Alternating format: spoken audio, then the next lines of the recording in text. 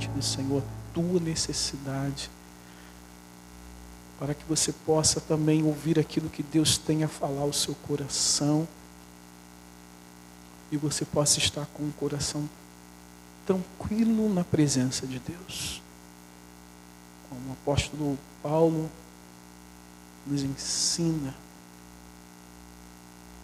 em tudo sejam conhecidas diante de Deus as vossas,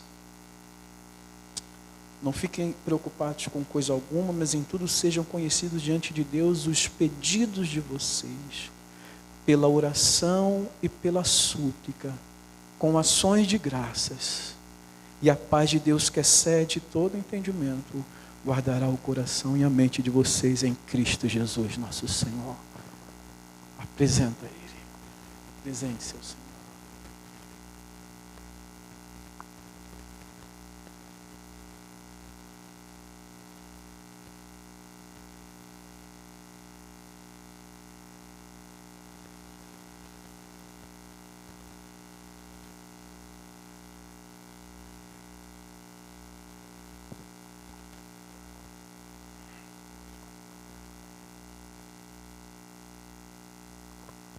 Pai, aleluia. Nós apresentamos a Ti as nossas aflições, as nossas angústias, as nossas necessidades, porque sabemos que o Senhor é poderoso para fazer infinitamente mais do que pedimos e do que pensamos, segundo o Teu poder que opera em nós. Senhor, nós oramos aqui confiando na Tua palavra, nas promessas da Tua palavra. Nós oramos aqui confiando no merecimento de Cristo Jesus. É em o nome de Jesus. Não pelos nossos méritos, porque nada merecemos. Deus, e louvamos porque o Senhor não nos trata segundo as nossas iniquidades, mas como Pai se compadece dos seus filhos, o Senhor nos ama. E é por isso que nós apresentamos a Ti os nossos pedidos, crendo que Tu estás aqui entre nós, que Tu estás presente, ouvindo a nossa oração e o nosso clamor. Assim, nós deixamos diante do Teu altar os nossos medos, as nossas dúvidas, e confiamos que Tu és aquele que cuida de nós. Assim te oramos em o nome de Jesus. E tudo digo amém. Diga uma palavra de bênção para o seu irmão. Para ele descansar, confiar no Senhor. Jonas capítulo 2.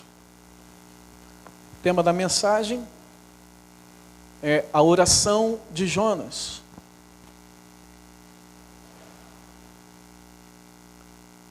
Jonas capítulo 2. Nós vamos ler todo o capítulo, que consta de 10 versículos. Livro do profeta Jonas. Depois de lido, os irmãos não fechem a Bíblia. Se tiver ainda essa fitinha na sua Bíblia, deixa marcado, para que, se você quiser fechar, poder abrir. Nós vamos acompanhar bastante esta oração do profeta Jonas. Jonas capítulo 2. Aqueles que acharam, digam amém.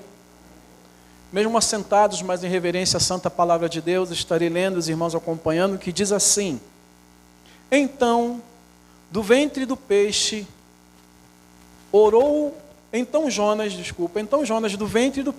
orou ao Senhor seu Deus e disse: Na minha angústia clamei ao Senhor, e Ele me respondeu do ventre do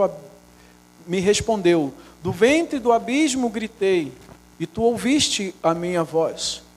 Pois me lançaste nas profundezas, no coração dos mares, e a corrente das águas me cercou. Todas as tuas ondas e as tuas vagas passaram sobre mim. Então eu disse: estou excluído da tua presença. Será que tornarei a ver o teu templo? As águas me cercaram até a alma. O abismo me rodeou e as algas se enrolaram na minha cabeça.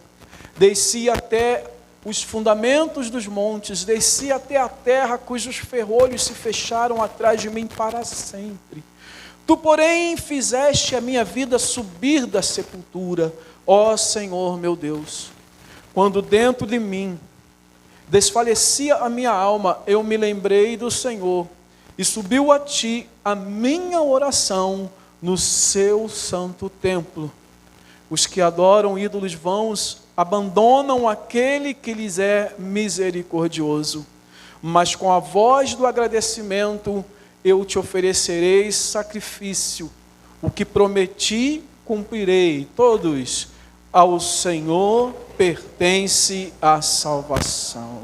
E o Senhor falou ao peixe, e este vomitou Jonas na terra. Que Deus abençoe assim a porção da sua palavra. Vamos fechar mais uma vez os nossos olhos. Pai Santo, Deus eterno, cheio de graça e de misericórdia, na tua presença eu me prostro, me coloco, pedindo o teu socorro, a tua ajuda para que eu possa ser um fiel expositor da tua palavra, Pai. Me ajuda, fala comigo, purifica minha mente, meus lábios e meu coração. E Espírito Santo, trabalha avivando a tua palavra em nossos corações, em o nome de Jesus. E tudo digo amém. Faltou fazer só uma coisa ainda em todo o expediente, que foi longo hoje.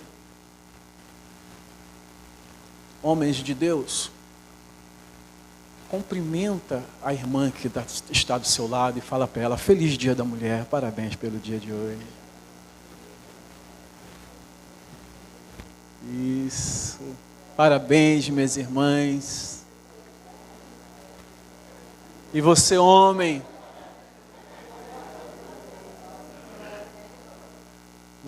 lembre-se que Deus leva elas muito a sério. Tanto é que o apóstolo Paulo, ele fala assim: maridos, tratem bem suas esposas. Apóstolo Pedro, tratem bem suas esposas como a parte mais frágil, para que não se interrompam as vossas orações. Deus as valoriza em muito. Que meus parabéns a todas. E claro, em especial, ela não está aqui, a minha esposa, as minhas meninas, mas meus parabéns a todos. Vamos lá. No Brasil, morrem em média 16 a 17 pessoas por ano vítimas de afogamento. Os dados de 2018 são que houveram 5.840 mortes por afogamentos. Claro, afogamentos não intencionais. E nós temos que tomar cuidado, porque entre crianças de 1 a 4 anos, a segunda maior causa morte é afogamento. A primeira são as doenças diversas. Pneumonia, tuberculose, câncer, seja o que for. E a segunda causa morte de crianças de 1 a 4 anos é afogamento. E de 4 a 14 é a terceira causa morte. E pasmem, de crianças de 1 a 9 anos de idade, 53% das mortes aconteceram em piscina. Por isso que tem até um provérbio que diz que água até o umbigo já é perigo. Porque crianças com água até o umbigo, numa piscina, elas podem se afogar se os pais não ficarem atentos. Porque a gente pensa que a pessoa que está se afogando, ela pede por socorro, mas isso é um mito. As pessoas que estão se afogando, elas mal conseguem se comunicar, mal conseguem falar. Às vezes não consegue nem fechar os olhos, seus olhos ficam como chamam de olhos de vidro. Ela está com os olhos abertos, está olhando, achando que está tudo bem, mas não está nada bem. E as mortes nas piscinas são exatamente por conta de um momento que os pais ou o responsável ficou desatento e não viu que aquela criança, por algum motivo, começou a engolir água e se afogou e deu no que deu. 53% das mortes de crianças de 1 a 9 anos acontecem em piscinas. Apenas 15% acontece no mar. Talvez exatamente porque o mar a gente já tem um cuidado maior, a gente já tem um medo, né? Quando eu vou para a praia com a minha família, mesmo essas moções desse tamanho, mesmo às vezes eu não querendo entrar na água, que eu gosto é de colocar a cadeira, sentar e ficar olhando para a água, escutando o barulho da água, né? Mas eu pego e falo, não, eu vou entrar, né, um bom fuzileiro, eu vou entrar e ver como as coisas estão, vou ver se tem algum barranco e tal. Eu entro, faço aquele reconhecimento para depois eu ficar tranquilo, nem tanto tranquilo, fico de olho. A morte por afogamento deve ser realmente, de fato, algo apavorante, algo terrível. Basta você prender a respiração além do tempo dentro d'água e você vai imaginar como deve ser a morte por afogamento. Agora mesmo, nas minhas férias, nós estávamos na piscina e nós ficamos disputando quem ficava mais dentro, debaixo d'água. Obviamente, o fuzileiro ganhou, né? Mas quando chega um certo tempo que você não está aguentando, você começa a ficar meio agoniado, mesmo sabendo que é só você levantar, mas começa a ter uma certa pressão no corpo, uma certa pressão na cabeça, e você quer levantar, às vezes nem porque está faltando ar, mas porque você está ficando nervoso com a falta do ar. No entanto, quando a pessoa está se afogando, acontecem coisas que fogem totalmente ao seu controle. Algumas ações involuntárias do corpo, porque o cérebro ele começa a ver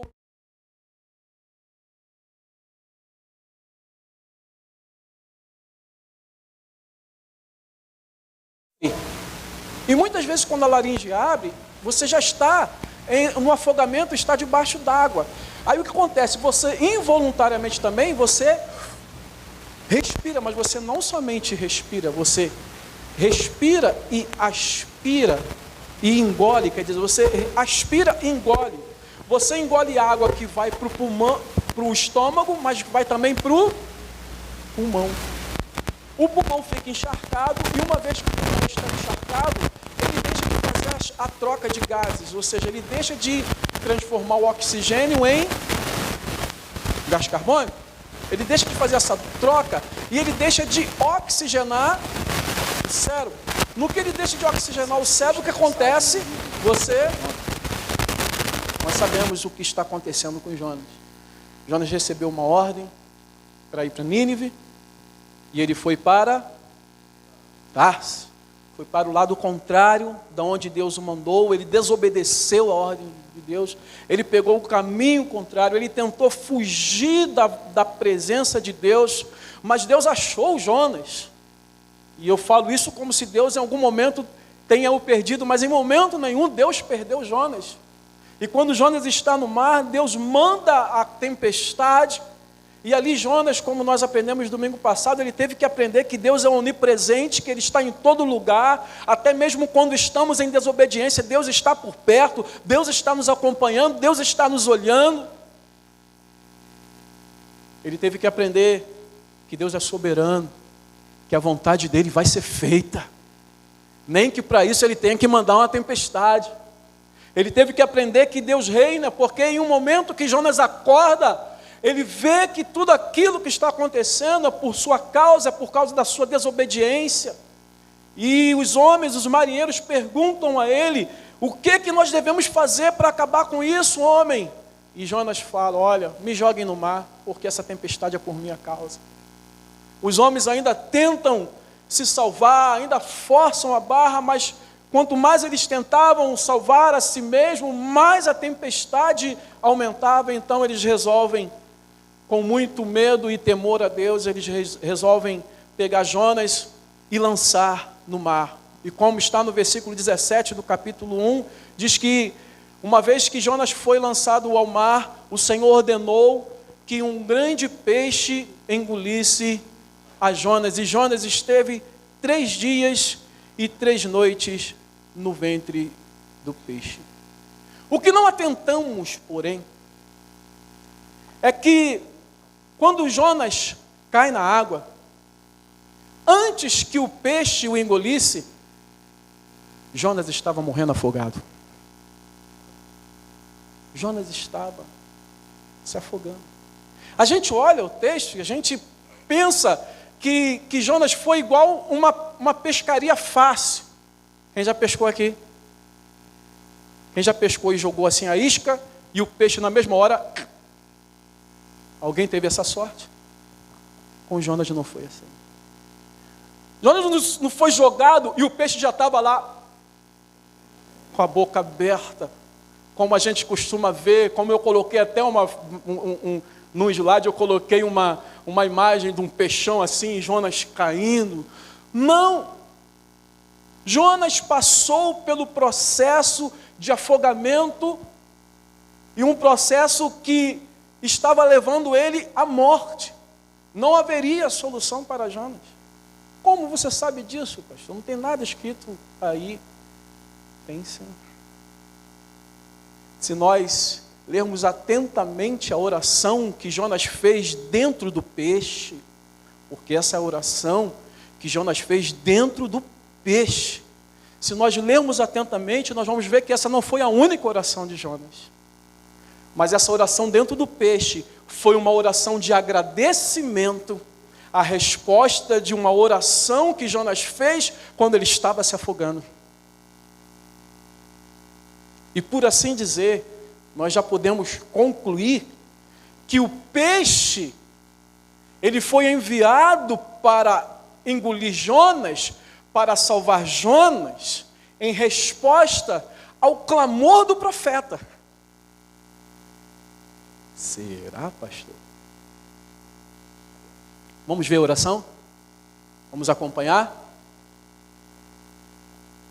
O que nós temos aqui, no capítulo 2, é um salmo, é um poema.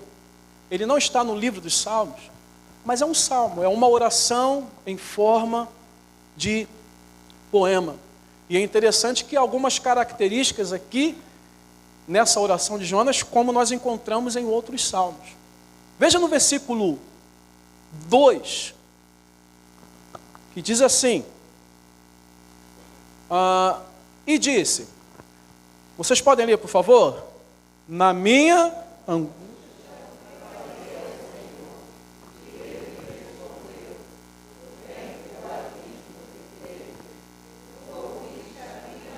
Somente aí por enquanto. O que é isso aqui? Isso aqui é um resumo da oração. Os nossos jovens, graças a Deus, têm galgado aí bons resultados nas suas provas, e eles fazem uma das provas que são mais desafiadoras, são a redação.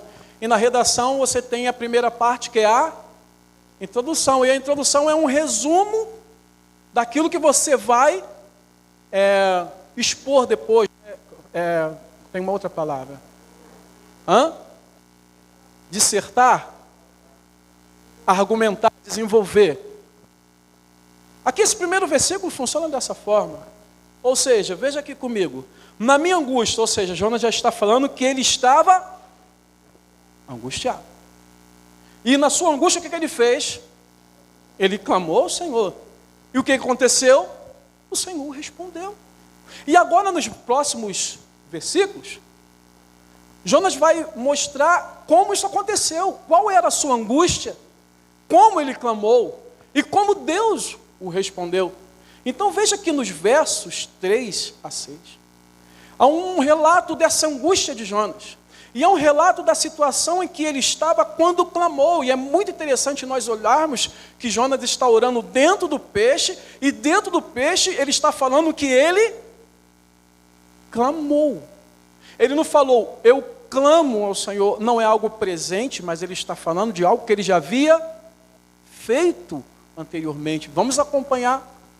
No versículo 3, do versículo 3 ao 6, nós vamos ver o relato dessa situação de angústia, e que é um relato claro de alguém que está realmente se afogando. Veja só.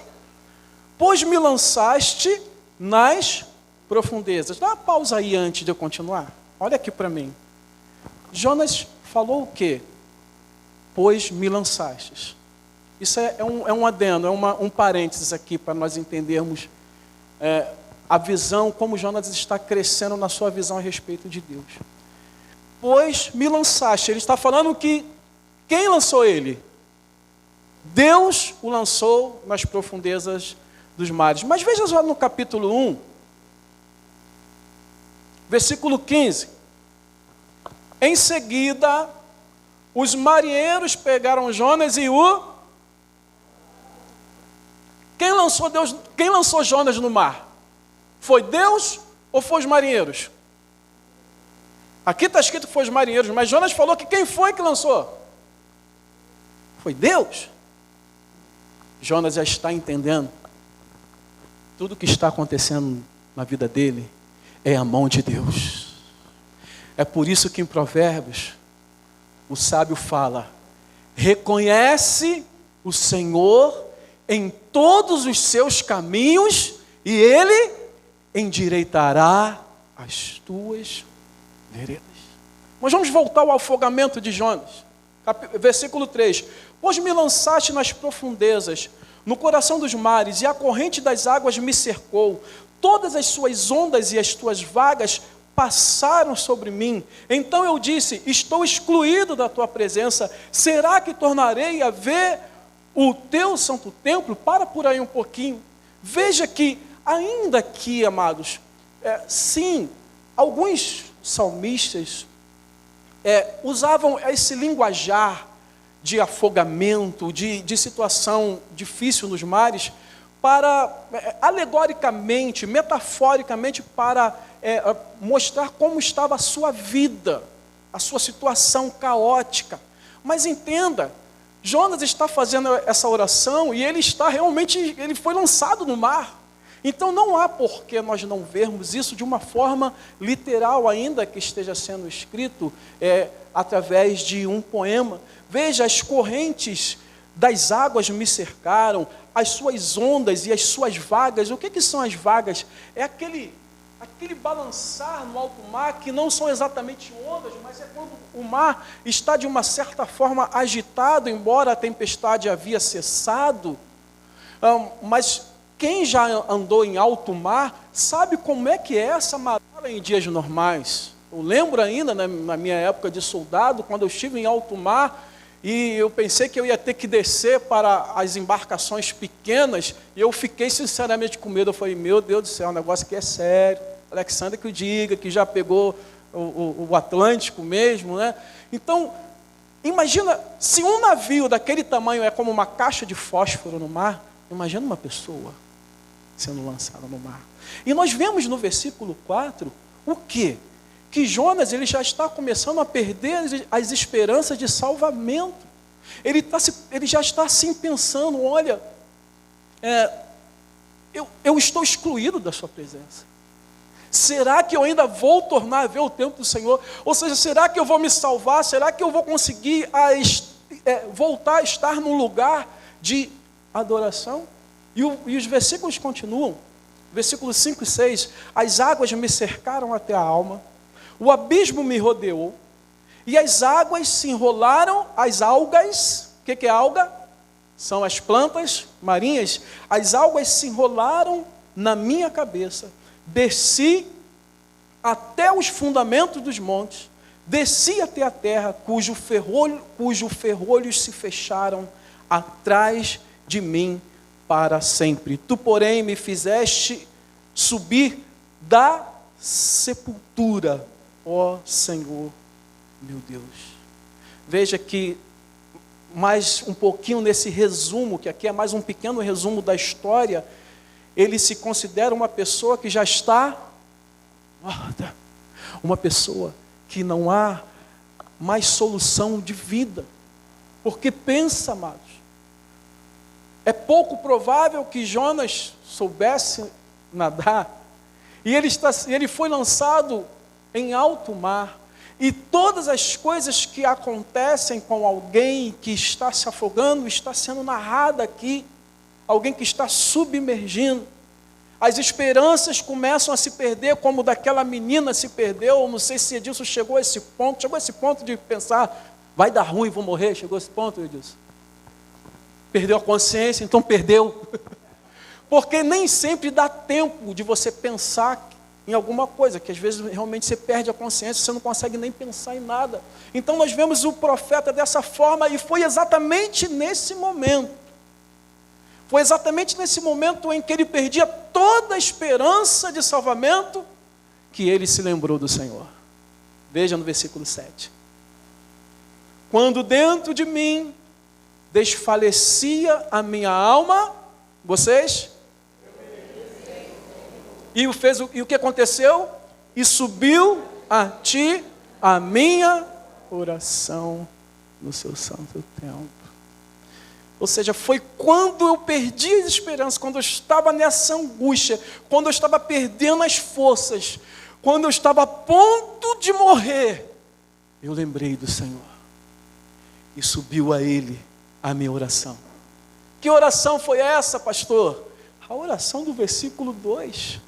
Na minha angústia, clamei ao Senhor. E Ele me respondeu. E do ventre, não do peixe, mas do ventre do abismo, gritei, e tu ouviste a minha voz. Jonas se lembrou do Senhor. Jonas clamou por misericórdia divina. E é por isso que Jonas, ele chega a duas conclusões importantes nesta oração.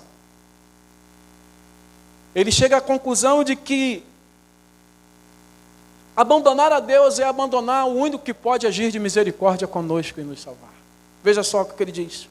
Os que adoram ídolos vãos, versículo 8, por favor. Os que adoram ídolos vãos abandonam aquele que lhes é misericordioso. Ou seja, os que... Aqui não está falando somente de uma adoração a uma imagem, a Baal, ou a Zerá, ou aos outros ídolos que existem, mas aqueles que pegam as suas próprias vaidades, as suas confianças, a qualquer outra confiança que não é Deus, eles abandonam o único que realmente pode agir de misericórdia com a sua vida. E mais do que isso, ele também chega à conclusão que somente ao Senhor pertence a salvação. No versículo 9 ele diz, mas com a voz do agradecimento te oferecerei sacrifício e o que prometi cumprirei. Jonas fez alguns votos ao Senhor. E ele termina dizendo que ao Senhor pertence a salvação. Porque entendam, amados, se coloca no lugar de Jonas. Talvez quando você, quando essa adolescente, quando eles começaram a se afogar, eles tenham pensado, eu preciso que alguém me escute, eu preciso gritar para um salva-vida ou alguém que está aqui por perto, poder me ouvir e vir me socorrer, porque eles estavam onde, Edilson? Estava na praia? Estava na praia, então você estava, de uma certa forma, próximo da areia, tinha pessoas na areia. Então, você pensou que, antes de desmaiar, você pensou, alguém tem que me ouvir, vir me socorrer, você pensou? Não pensou? Você desmaiou tão rápido assim, então não vou mais perguntar nada, não, que ele não sabe de nada que aconteceu. Mas pensa, essa jovem, ela viu os pais tentando salvar ela. Ela viu o surfista tentar salvar ela. Para ela ainda tinha alguma chance de alguém ouvir a sua voz. Mas pensa, Jonas, ele está em alto mar. Não tinha ninguém que o poderia salvar. Mas ele vê que ele clamou e o Senhor o salvou. Então ele chega à seguinte conclusão: ao Senhor pertence a salvação. Mesmo em que humanamente nós venhamos a olhar e dizer: não há chance de salvamento, não há solução. A palavra de Deus diz: ao Senhor pertence a salvação. Acabou, não dá mais, é hora de desistir, vai se afundar, vai morrer, porque não tem como solucionar esse caso. Mas ao Senhor pertence a salvação, o poder para salvar, o poder para resgatar, o poder para redimir de toda e qualquer situação. Mesmo quando não há chances, mesmo quando nós não entendemos, Ele vai usar de alguma forma para salvar. Ele vai mandar um salva-vida, Ele vai mandar um peixe, mas Ele vai salvar, porque Ele é o dono da salvação. A Ele pertence a salvação. Jonas dentro do peixe, ainda em condições terríveis e incômodas, ele reconheceu que ele estava sendo salvo. Penso eu, agora já é o direito que nós temos de, em algumas partes, ter uma opinião, conjecturar. Penso eu que quando Jonas foi engolido pelo peixe, ele estava como Edilson estava, desmaiado. Penso eu, sugiro eu. E que em um momento, porque ele passou 3 dias e 3 noites na barriga do peixe, no ventre do peixe, ele não ficou uns 3 dias e 3 noites acordado.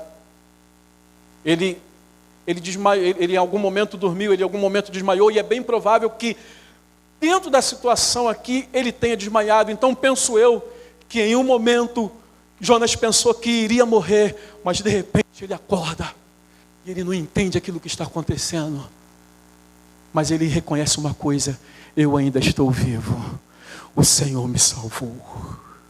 Aí ele começa a orar: na minha angústia eu clamei ao Senhor, e Ele ouviu o meu clamor. Ele me tirou do ventre do abismo, quando parecia que não tinha mais solução, quando parecia que eu ia morrer, eu clamei e Ele me salvou. Essa é uma oração de agradecimento. A oração de dentro do peixe é uma oração de agradecimento. E Jonas fez uma oração reconhecendo que Deus havia sido misericordioso com ele, porque ele sabia que estava lá por causa da sua desobediência. E ele sabia que Deus o havia salvo. Sabe, amados, há muitas pessoas que estão morrendo afogadas, sufocadas. E tudo porque abandonam o único que lhes pode ser misericordioso. O único que pode usar de misericórdia com elas e pode salvar. Pessoas que não têm mais, não sabem mais para onde ir, não sabem mais o que fazer, porque os relatos daqueles que conseguiram se salvar, em alguns casos eles chegam a um ponto que eles já não sabem mais o que fazer. Pessoas que estão sem nenhuma esperança. Tudo isso porque estão tentando fazer o que elas não podem fazer por elas mesmas. Se você não sabe nadar, se você não tem a prática de natação, se você não é um salva-vida, você chega em certas situações que não adianta, você não vai saber o que fazer, você vai se afogar, você não vai conseguir salvar a você mesmo. Mas as pessoas continuam tentando e continuam se afogar, porque elas não compreendem que a salvação só pertence ao Senhor. E o mais triste é que elas querem ser salvas, mas abandonam o único que pode salvar. Sabe quando você deveria se aproximar mais de Deus e você se afasta? Sabe quando uma pessoa simplesmente abandona a fé e você pergunta a ela: o que houve? Eu comecei a ter uns problemas, umas dificuldades, eu fui desanimando, eu acabei me afastando. Mas você abandonou o único que poderia te salvar, meu filho. Você está abandonando o único que pode ser misericordioso com você e mudar a tua história. As pessoas fazem, nós tendemos a fazer o que Jonas fez antes de quase se afogar. Ao invés de ir para perto de Deus, para perto dos propósitos de Deus, nós nos afastamos dele. Oi? Está entendendo o que eu estou falando? Quantas pessoas fazem isso? Não estou com muito problema, deixa eu resolver algumas coisas aqui e depois eu vou me firmar. Vai firmar nada! Vai morrer afogado! Vai inalar água salgada, os pulmões não vão respirar e a tendência à morte. Tem que buscar aquele que é misericordioso. Está ruim, está difícil? Não abandone o único que pode te salvar. Não abandone o único que pode mudar a sua história. Fica mais perto dele. Precisamos entender isso, que qualquer salvação, fale isso comigo, qualquer salvação, a salvação de qualquer coisa, pertence ao Senhor. Seja qual for a situação que você estiver passando, a salvação pertence ao Senhor. É situação familiar, a salvação pertence ao Senhor. Não abandona aquele que pode ser misericordioso com você. Não abandona aquele que pode te salvar. A situação é financeira, não abandone o Senhor. A situação é conjugal, não abandone o Senhor. A situação é de saúde, não abandone o Senhor. Não abandone o único que pode te salvar.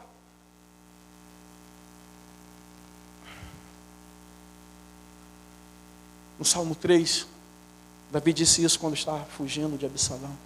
Ele disse, do Senhor é a salvação, e sobre o seu povo é a sua bênção. Em Oséias capítulo 3, volta um pouquinho, você está em Jonas, volta um pouquinho, é bem pertinho. Em Oséias capítulo 13, versículo 4.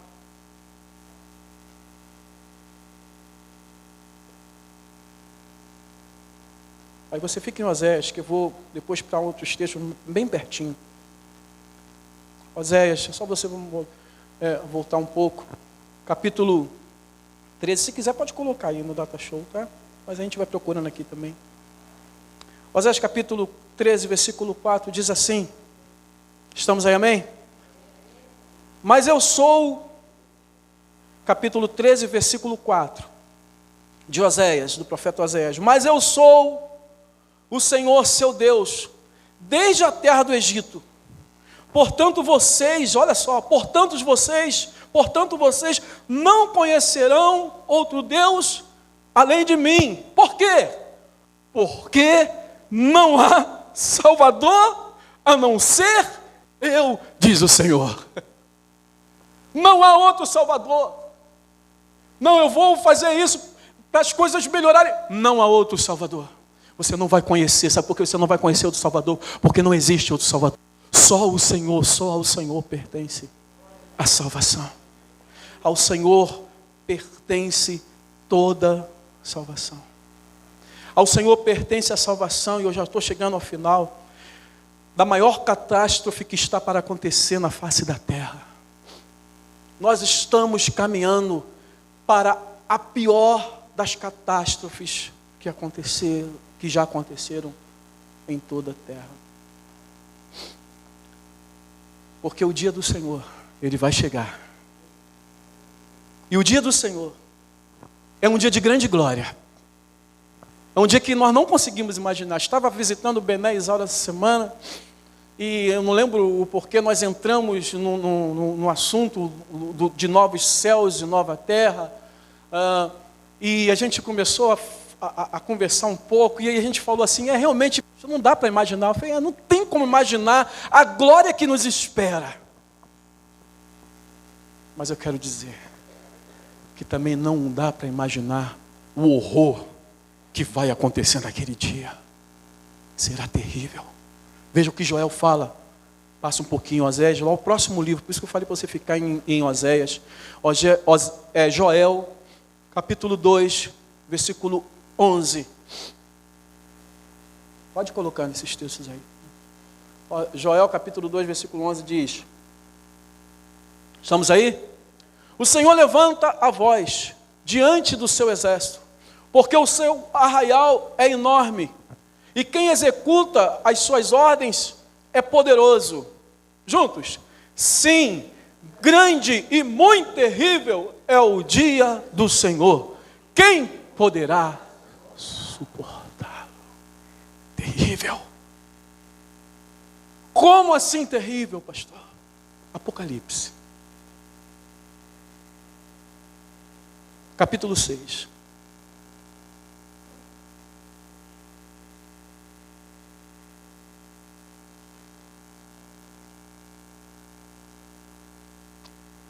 Enquanto você acha, eu vou explicando. Sabemos que Apocalipse são visões que Deus deu a João, visões de coisas que eram, que já haviam acontecido e que hão de acontecer. No capítulo 4, João vê o Senhor, vê aquele que está sentado no trono, aleluia. Esse é o Deus Todo-Poderoso, é o Deus Pai. E João também vê o Cordeiro de Deus, que é o Senhor Jesus glorificado, ressuscitado, a estrela da manhã, a raiz de Davi, o leão de Judá. João vê essas duas figuras, e ele não fala que ele vê Deus, o termo usado em Apocalipse é aquele que está sentado no trono, o Deus Pai, e o Cordeiro, que se refere a Jesus Cristo. No capítulo 4, versículo 5 tem um problema, há um livro, há um rolo, e nesse rolo tem 7 selos, que são como se fosse um rolo e 7, como um tipo de resina, que está lacrando aquele rolo.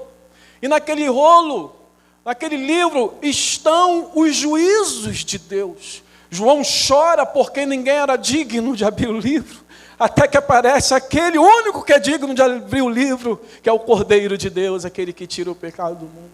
E uma vez que Cristo aparece no cenário, os selos começam a ser quebrados. O primeiro, o segundo, o terceiro, quarto, quinto. E no 6º selo nós temos uma ideia desse dia terrível que Joel falou. Veja aqui no capítulo 6, a partir do verso 12. Vi, capítulo 6 de Apocalipse, verso 12. Vi quando o Cordeiro quebrou o 6º selo. Houve um grande terremoto e o sol se tornou negro como pano de saco feito de crina e a lua ficou toda vermelha como sangue. Estamos aí, amém? As estrelas dos céus caíram sobre a terra como a figueira deixa cair os seus figos verdes quando sacudida por um vento forte. E o céu recolheu como um pergaminho quando se enrola. Então todos os montes e as ilhas foram movidos do seu lugar. Os reis da terra, os grandes, os comandantes, os ricos, os poderosos, e não somente eles, mas todo escravo e todo livro se esconderam nas cavernas e nos penhascos dos montes e disseram aos montes e aos rochedos: caiam sobre nós e nos escondam da face de quem? Daquele que está sentado no trono e da ira do Cordeiro. Porque chegou o quê? O grande dia da ira deles. E quem poderá subsistir? Quem poderá suportar? Quem poderá? Ninguém. Amados, toda a humanidade caminha se afogando para esse dia. Dá para entender? Toda a humanidade caminha para esse dia aqui. O dia da ira do Cordeiro, o dia do juízo divino, o dia em que terra e céus serão abalados, e esse dia vai chegar. É o dia do Senhor. E toda a humanidade caminha. Lembra do Titanic? Acho que todos viram a última versão do Titanic. Sabe quando o navio afunda e tem aquele monte de gente espalhado no oceano, segurando num pedaço de madeira, segurando numa boia, e se congelando, e uns afundando. Quem lembra? Essa é a visão da humanidade caminhando para esse dia terrível. Mas a boa notícia é que para esse dia há salvação também. E a salvação para esse dia também pertence ao Senhor. O mesmo que vai promover esse dia é o mesmo que salva desse dia. Porque ao Senhor pertence a salvação. Porque nesse grande dia não serão apenas esses gritos que se ouvirão. Caiam sobre nós, nos escondam da face daquele que está sentado no trono e da ira do Cordeiro. Não será apenas esse grito. haverá outras vozes. Veja no capítulo 7 de Apocalipse, espero que você não tenha fechado.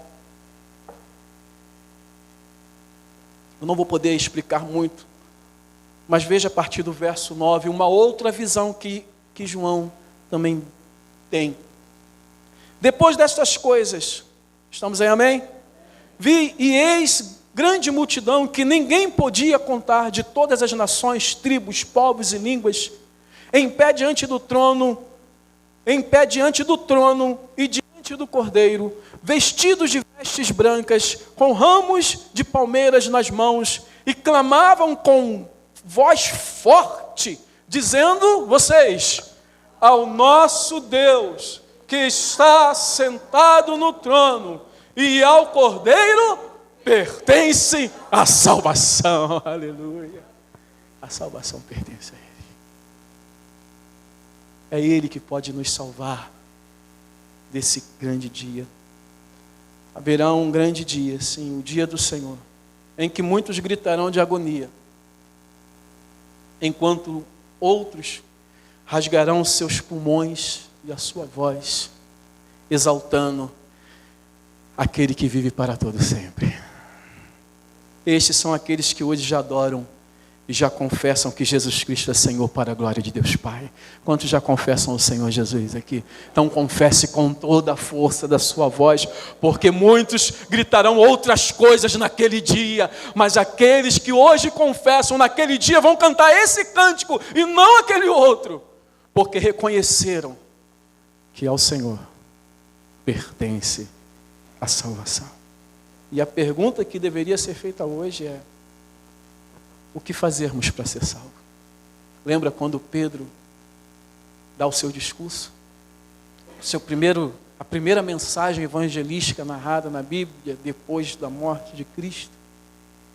Pedro prega e aqueles homens ficam atemorizados, porque Pedro fala: vocês mataram o autor da vida, aquele que Deus o fez Cristo e Senhor, vocês mataram. E eles perguntam: o que fazer para ser salvo? Irmãos, o que vamos fazer para sermos salvos? E Pedro fala para eles: arrependam-se e convertam-se ao Senhor Jesus. Para sermos salvos desse grande dia, somente nos convertendo ao Senhor, porque somente a Ele pertence a salvação. Como Pedro disse, eu queria que Cristo colocasse aí para mim, não é o João, né? Em Atos capítulo 4, 12, eu gostaria de terminar essa mensagem com esse texto.